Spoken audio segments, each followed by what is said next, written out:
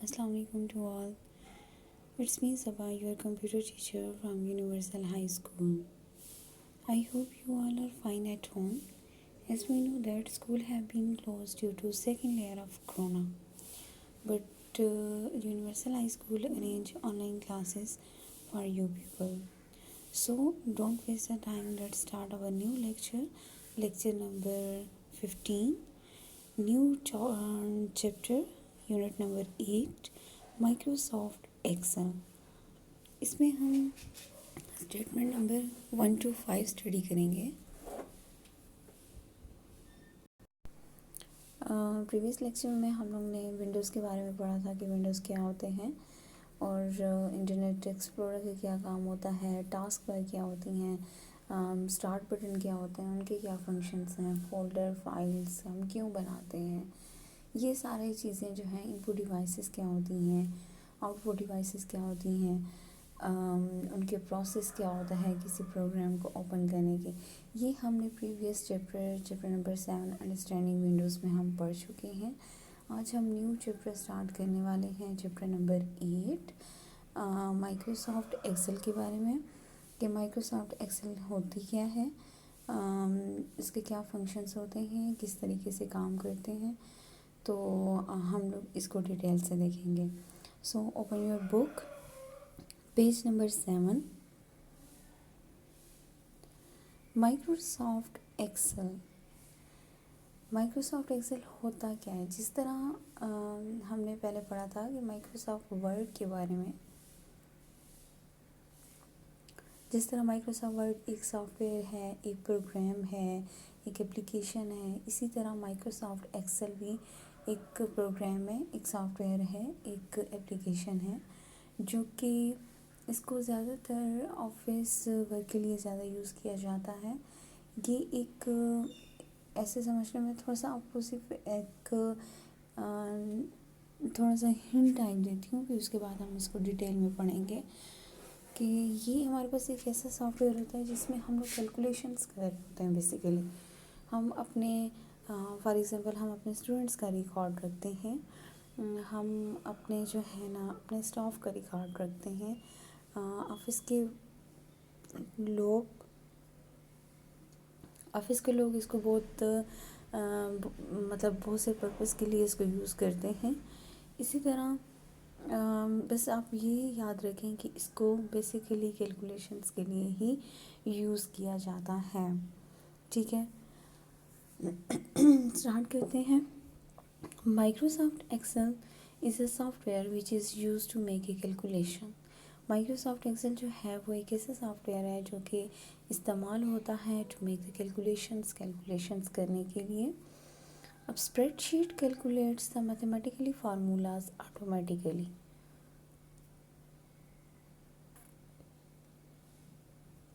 ये स्प्रेडशीट क्या होती है? स्प्रेडशीट वो होती है जो कंसिस्ट कर रही होती है रोज़ एंड कॉलम्स पे, छोटे छोटे ब्लॉक से बने हुए होते हैं जिनको हम सेल कह रहे होते हैं। तो ये एक शीट होती है, जिस तरह हमारे पास एक वर्ड का एक पेज होता है ना, तो इसी तरह एक्सेल में एक पेज को शीट कहा जाता है। ठीक है, जिस तरह माइक्रोसॉफ्ट वर्ड में हम एक पेज बनाते हैं डॉक्यूमेंट का, तो हम कहते हैं कि हमारा ये फर्स्ट पेज है, ये सेकंड पेज है। तो एक्सेल में हम कहते हैं कि ये हमारी फर्स्ट शीट है, ये सेकंड शीट है, ये थर्ड शीट है। ठीक है, इसमें कुछ फार्मूलाज होते हैं जो ऑटोमेटिकली इसमें बाय डिफ़ॉल्ट इसमें इंस्टॉल हुए हुए होते हैं, बाय डिफ़ॉल्ट इसमें रखे हुए होते हैं। आप लोग ने सिर्फ आप लोग ने बताना होता है कि आप लोग करना क्या चाह रहे हो। वो खुद ही जो है ना फार्मूला ऐड करके आप लोग को जो है कैलकुलेट करके दे देगा।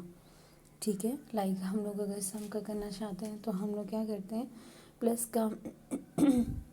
प्लस का साइन यूज़ कर रहे होते हैं, सब्ट्रैक्शन के लिए मल्टीप्लिकेशन का कर रहे होते हैं, एवरेज निकालनी होती है, तो हम खुद उसमें जो है ना फार्मूले को ऐड कर रहे होते हैं। लेकिन एक्सेल में इस तरह नहीं है, कुछ फार्मूलाज उन्होंने पहले से दिए हुए हैं जो कि सम का है, सब्ट्रैक्शन का है, एवरेज का है, डिवीज़न का है, तो ये सारी चीज़ें उन्होंने पहले से ऑलरेडी दी हैं। आप लोगों ने सिर्फ उनको सिलेक्ट करना है, जो भी आपने फंक्शन परफॉर्म करवाना है आप लोगों ने सिलेक्ट करना है और आप लोग ने वो खुद ब खुद आपको कैलकुलेट करके दे देगा। तो ये होती है स्प्रेडशीट, जो कि हम लोग वर्ड में एक पेज जब बनाते हैं तो उसको हम कहते हैं कि पेज नंबर 1। इसमें हमारे पास होती है शीट नंबर 1। ठीक है, अब है हमारे पास statement number 3। A horizontal line of the cell is called row. हमारे पास जो हॉरिजेंटल लाइन होती है उसको हम कहते हैं row. Vertical line of the cell is called a column. Vertical line को हम कहते हैं कॉलम। ये देखिए, ये होती है हमारे पास वर्टिकल लाइन, जिनको हम कहते हैं कॉलम। और जो लेटिव लाइन है इसको हम, या स्ट्रेट लाइन है तो इसको हम कहते हैं हॉरिजेंटल लाइन। ठीक है, हॉरिजेंटल लाइन जो है सेल की उसको हम कहते हैं रो, और जो वर्टिकल लाइन है उसको हम कहते हैं कॉलम। ठीक है, कॉलम बेसिकली हमारे पास अल्फ़ाबेटिकल ऑर्डर में होते हैं, मीन्स के ABCD। एक कॉलम का नाम A है, दूसरे कॉलम का नाम B है, तीसरे कॉलम का नाम C है। तो इसी तरह ये कॉलम्स चलते रहते हैं। ठीक है, और इस तरह रो भी चलती रहती हैं। रोज़ में ये फर्स्ट रो है, सेकंड है, थर्ड है, फोर्थ है, फिफ्थ है, इस तरह रोज़ भी चलती रहती हैं। ठीक है, तो वर्टिकल लाइन जो है उसको कहते हैं कॉलम, और जो हॉरिजेंटल लाइन है उसको हम कहते हैं रो। और नेक्स्ट इसमें है statement, the insertion of rows and column is called cell. वो सेल जिसमें हम इंसर्ट कर रहे होते हैं, वो सेल जिसमें हम कोई चीज़ लिख रहे होते हैं। ठीक है, वो ब्लॉक जो छोटे छोटे ब्लॉक से बने हुए होते हैं, तो ब्रिक्स की तरह छोटे छोटे ब्लॉक से बने हुए होते हैं, इन ब्लॉक्स को हम कहते हैं सेल। ठीक है, इन ब्लॉक्स को हम कहते हैं सेल। और इंसर्शन का मतलब ये होता है कि उस सेल में जब हम लिख रहे होते हैं, कोई भी चीज़ इंसर्ट कर रहे होते हैं, डाल रहे होते हैं। ठीक है, रोज़ एंड कॉलम्स में कोई चीज़ हम लोग जब लिख रहे होते हैं या डाल रहे होते हैं या एंटर कर रहे होते हैं, तो उसको हम कहते हैं सेल। ठीक है, ये तो थी हमारी आज की फर्स्ट 5 स्टेटमेंट। और जिसके बारे में ये देखेंगे, छोटा सा इसी तरह ब्लॉक सा बना हुआ होता है जिसको हम कहते हैं सेल। दोबारा से बता देती हूँ, रिवाइज़ कर देती हूँ कि माइक्रोसॉफ्ट एक्सेल एक ऐसा सॉफ्टवेयर है जो कि बेसिकली कैलकुलेशंस के लिए यूज़ किया जाता है। बहुत सारे ऑफिस वर्क के लिए इसको यूज़ करते हैं, स्टूडेंट्स का रिकॉर्ड रखने के लिए, स्टाफ का रिकॉर्ड रखने के लिए, बैंक के लोग स्टाफ की सैलरीज वगैरह रखने के लिए करते हैं। इसी तरह हर एक इसको बिज़नेस पर्पज़ के लिए इसको यूज़ किया जाता है।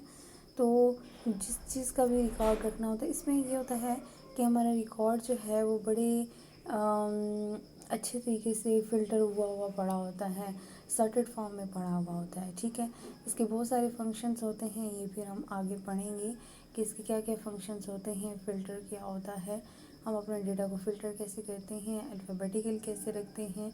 ठीक है, अगर हम इसको सॉर्ट करना चाहते हैं, एज वाइज सॉर्ट करना चाहते हैं या क्लास वाइज सॉर्ट करना चाहते हैं स्टूडेंट्स के डेटा को, या अल्फ़ाबेटिकल हम सॉर्ट करना चाहते हैं, तो ये सारी चीज़ें, ये सारे फंक्शंस हम इसमें परफॉर्म कर सकते हैं। ठीक है, और इसके अलावा ये था कि स्प्रेडशीट के बारे में हमने देखा कि जिस तरह हम लोग वर्ड में कोई एक पेज बनाते हैं तो उसको हम कहते हैं पेज नंबर 1, पेज नंबर 2। इसी तरह हम एक जब शीट बना लेते हैं, एक्सेल पे जब काम करते हैं, रैकेट सेव कर लेते हैं, तो हम कहते हैं हमने एक शीट बना ली है। एक शीट फॉर एग्जांपल क्लास 6 के स्टूडेंट्स का रैकेट उसमें है, दूसरी शीट में क्लास 7 के स्टूडेंट्स का रैकेट उसमें है, थर्ड शीट मैंने बनाई है जिसमें उनका क्लास 8 के स्टूडेंट्स का रैकेट उसमें मौजूद है। ठीक है, तो इसी तरह ये होती हैं शीट्स। हमने फिर पढ़ा कि वर्टिकल और हॉरिजेंटल क्या होता है। वर्टिकल जो होता है वो हमारे पास वर्टिकल लाइंस जो है वो कंसिस्ट करती हैं कॉलम्स पे। ठीक है, जो कि अल्फ़ाबेटिकल ऑर्डर में होते हैं।